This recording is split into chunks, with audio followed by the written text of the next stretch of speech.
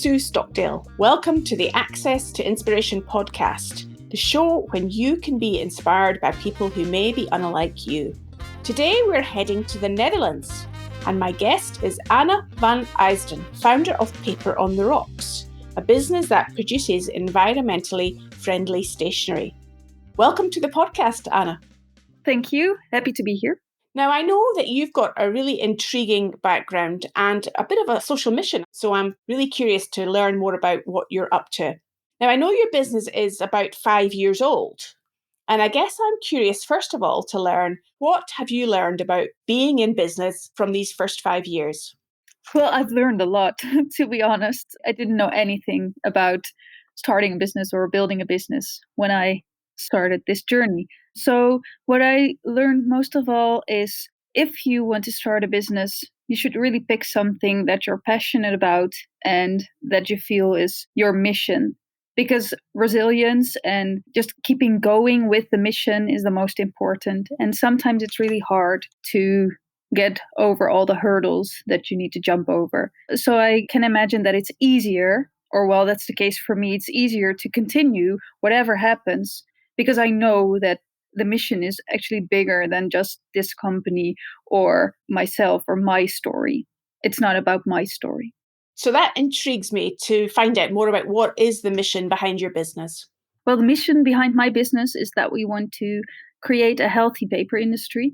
So currently the paper industry is one of the most polluting industries in the world.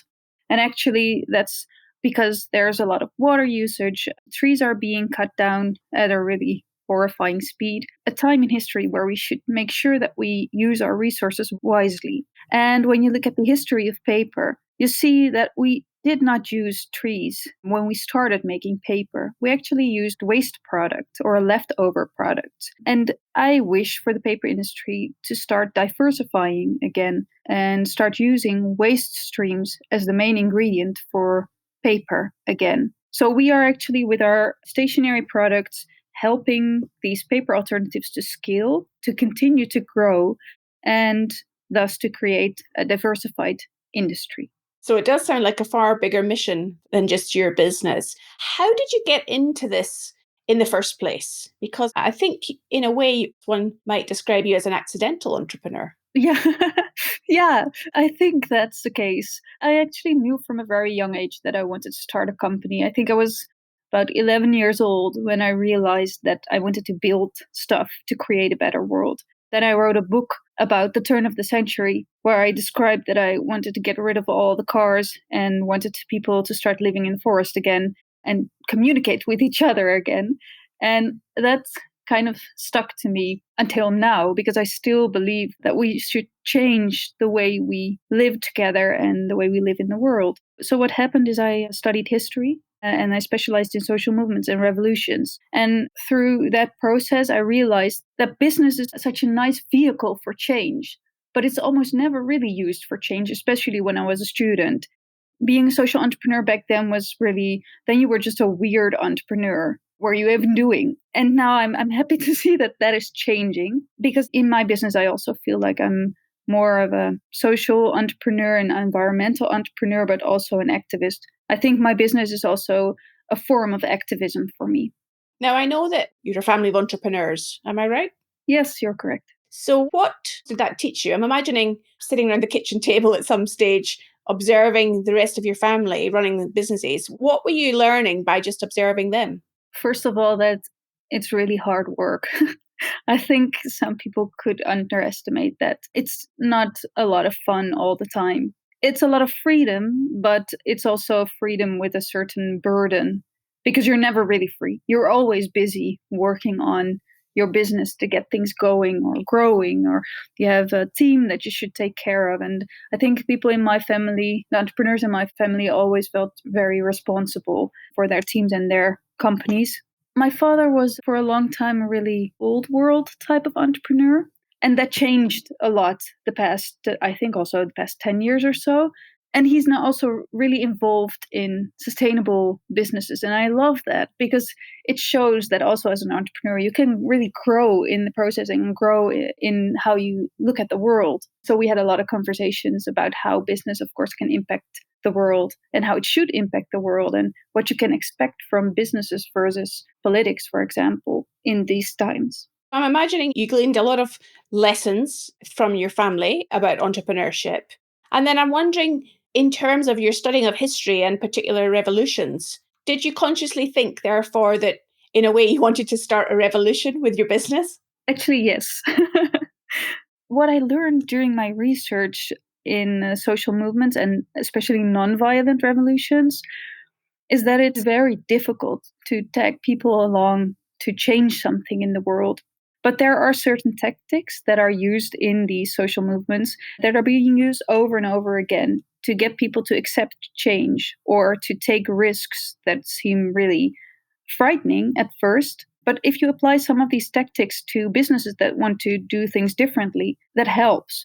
Because what we see also with our wanting to change the paper industry is that the current paper industry is a bit afraid of us coming for them. But it's not necessarily that we are coming for them. We just don't feel like the argument that we've done this forever, so we just continue to do this because it works. It's not a valid argument. So you need some kind of revolution really to help everybody to change their thinking and their behavior. That's difficult. I think it is for everybody. This is really difficult to change your behavior. In your own journey, Anna, I can imagine then you had a bit of an insight into the realities of entrepreneurship.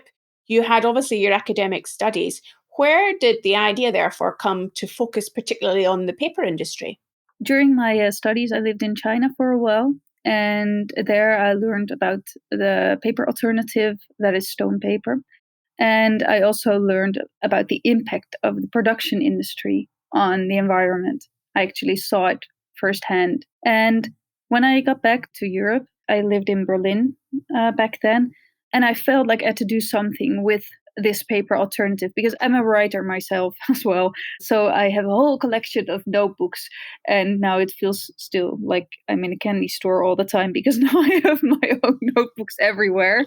But the thing is, I love paper. I've always loved paper and books. And therefore, I realized that it is such a massive industry that's causing so much damage right now. And there are actually alternatives up for grabs. We should use them. And I just felt like I could be a voice in that change. I could show people that you can also make a sustainable product that is actually a beautiful product at the same time, and also educate people about the importance of that change. And at the same time, what I find very interesting about what we're doing now is we're also tagging along the paper industry, like the current paper industry, to see if we could work together on the changes that are so necessary. So rather than being seen as a threat, you're hopefully being seen as perhaps somebody who can instigate change and enable everybody to flourish in a different way. Yes, we hope that that will be the outcome. But of course, I also realize that it's difficult for people within the paper industry to all of a sudden feel threatened by these paper alternatives. But the alternatives have been here forever. It's just a matter of using them more often. And actually, the paper usage, especially the cardboard boxes and stuff, that's increasing at a really rapid speed. So we need alternatives. Tell us more about stone paper then. What is it? Well, stone paper is made from stone waste, and the stone waste is ground to dust. And the dust is bound with HDPE, which is a resin, a synthetic resin that binds together the mineral. And this production process uses no water at all, of course, no trees. And it's cradle to cradle certified, the material that we use. So what happens is that there is no waste in the production process. And in theory, you could also have a closed recycling loop for this material. And that I find very interesting, combined, of course, with the fact that there's no water necessary in the production process. And water is really becoming scarce, and we should watch out with how we use water. Having seen what was going on in China, you had an idea of how you could utilize stone paper in a different way, how you could potentially change the industry. You saw a potential problem and ways of solving it. How did you therefore get your first customers and actually create something that somebody wanted to buy? That's a fun story because what happened is I just had a baby and I was at home in Berlin with the baby and I decided to just start the company. And I'm always in a hurry in my life. So I always feel like I'm not going to think this over, but I'm just going to start. So I launched a Kickstarter campaign after I finalized the first dummy of a stone paper notebook. I was in touch with the people who invented stone paper, and they were very excited about the idea of promoting a notebook from stone paper in Europe. So I started the Kickstarter campaign, and on the second day, I think the Dutch broadcasting agency was on the phone for an interview about my plans. But I had no business plan, so I just made it up a little bit. And then the day after that interview, some corporates from the Netherlands saw that interview and they were like, hey, but we want to buy notebooks with our logo. Is that also possible? So the plans changed because I thought, yeah, of course, that is possible. And it's actually very interesting because being on my own with a baby on my arm, it was kind of useful to have one customer buying 100 books instead of 100 people buying one book. Really, as a result of the message getting out there via the media, you found your first customer. Yes. What happened after that then? How did you go from one customer to then expanding your vision and seeing that you could make change in the industry? I went out the door a lot. So usually I would spend 2 weeks per month in the Netherlands, which is my home country. So I know the market best there. And then I would visit all the events and all the people I could make an appointment with. Because one of the things that I also learned from my father in this case is you don't build a business sitting behind your computer. And maybe now it's a bit old fashioned advice because some people do build a business behind a computer. But this advice really worked for me because it was just a great reminder that you have to make personal connections with people and find people who are in favor of your mission, who can help you get in touch with other people again. And it's kind of like a snowball effect. So that's what happened. Really, the first 2 years, we had real good traction in the market and some PR attention as well. And then in 2017, I moved back to the Netherlands because the business was growing and I got some investors on board. And then the team started growing. And that helped a lot because what I realized as an entrepreneur is that there's so much I cannot do. There's so many things I'm really bad at. And now there are just people in the team who are really good at these things. And that helps. One of the things you just slipped into the conversation there was about having investors, Anna. And of course, investors want a return on their investment. And how do you balance the need for the commercial realities of running a business versus the bigger social mission that you're trying to achieve? That's a good question. It's always difficult, I think, to find investors who really align on your values when you have a sustainable or social company, because a lot of investors are really old fashioned still. They just want the return on investment. And I went through really elaborate conversations with all of the investors that are currently on board before joining forces. So I know that they are already about the impact. The impact comes first for them as well. And that's also something that really showcases right now during these challenging times that they are here for all of it. So not only for the times when it's really nice and all happy, but also when it gets tough. And I think when you're looking for investors as a social company, you should look out for the real social investors, not the ones who say they are or want to do some good, the ones who really want to do good and put the return on investment second. And still, of course, we run a commercial business and the business needs to grow in order for the impact to grow. So we also steer on commercial growth. How did you do that weeding out? I'm imagining it's about people walking the talk, not just what's written on a piece of paper. Would that be correct? Yes, and it's a lot about intuition as well. I think a lot of the times you feel if somebody is really honest about their intentions in investing in your business. And it's also about having a lot of conversations about a lot of topics. Also, some people said to me in the beginning, it's like a marriage. So you have to imagine yourself going through life with these people for a really long time. And can you get through one door if all goes south, for example? What would they do? So you have to have a lot of conversations before signing any contract with an investor, but also appreciate the investors approaching you. That's also important. We'd love your support to help us inspire more people. Please go on over to Apple Podcasts and leave us a review or leave a comment on our website, accesstoinspiration.org. Now that you've got your investors on board, are you able to scale up the business more quickly? Yes, definitely. That's also because we could build a team that has different competences from myself. So that helped grow the business. Actually brings me on to a good point that I was wondering about the bigger mission of your business.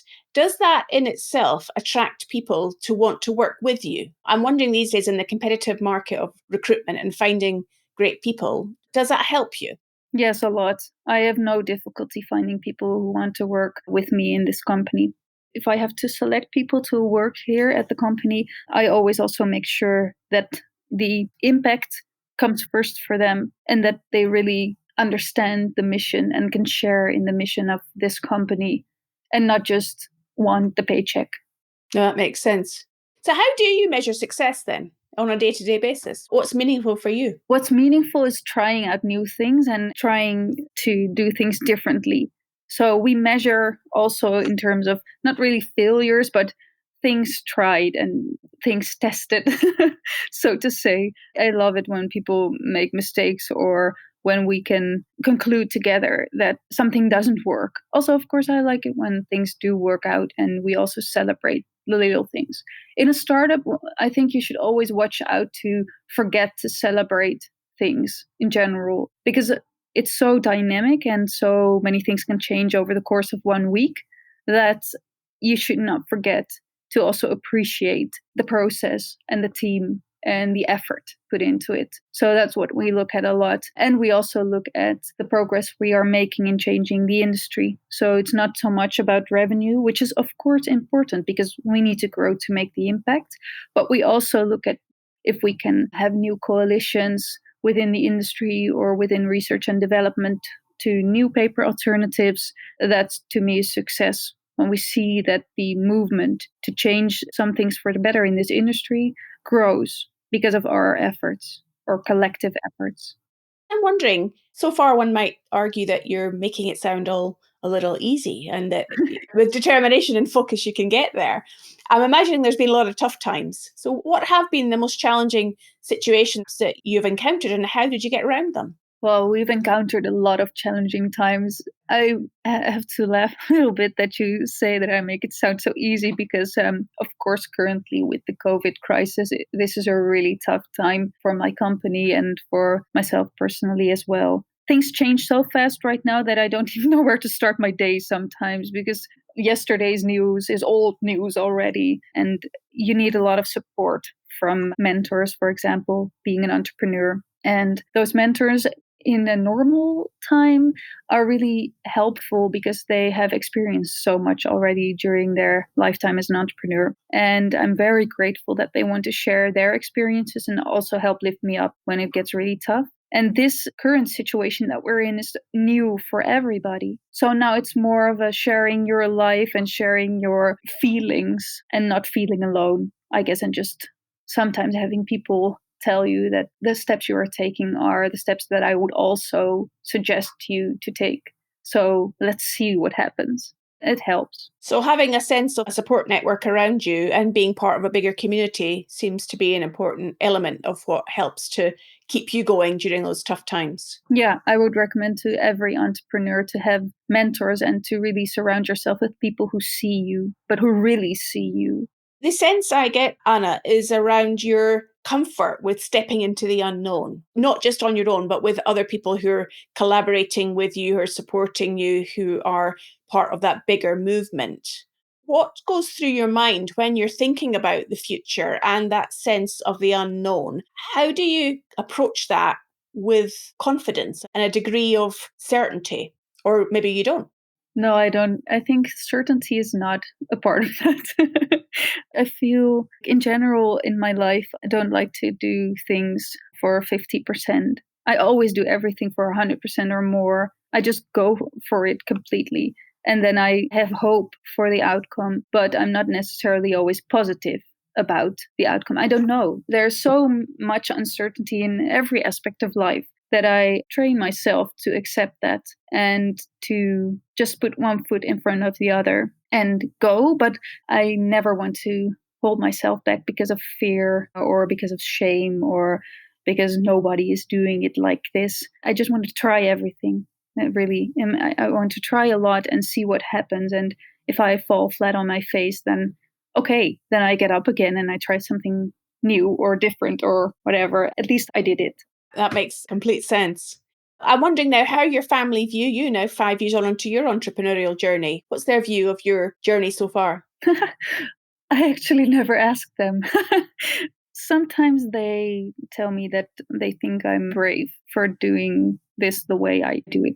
I really appreciate that. I think they also sometimes don't understand the way I choose to do things because maybe there are easier ways to build a company than the way I am building my company. But I choose to build my company such as I believe a company should be and for the long run and not for the quick wins.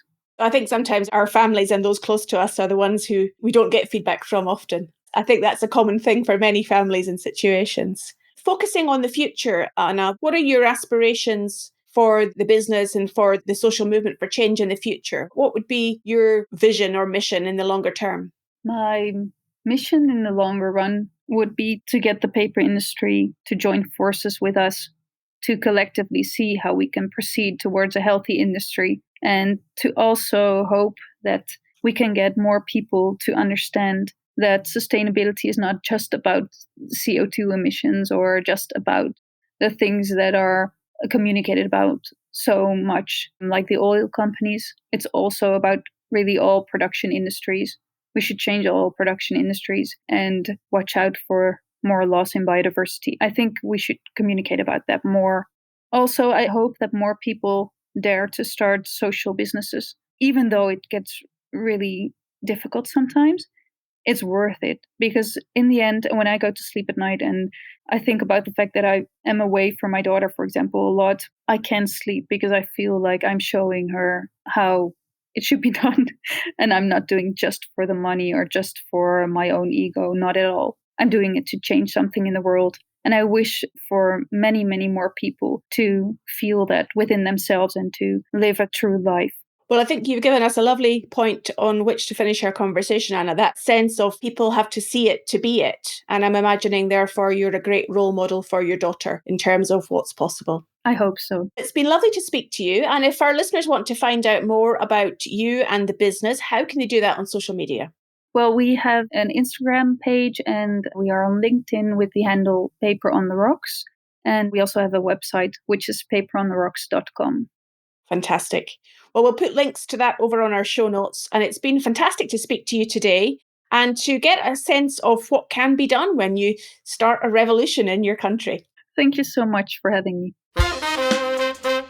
I hope you enjoyed what Anna has to say about the quiet revolution she is undertaking in the paper industry.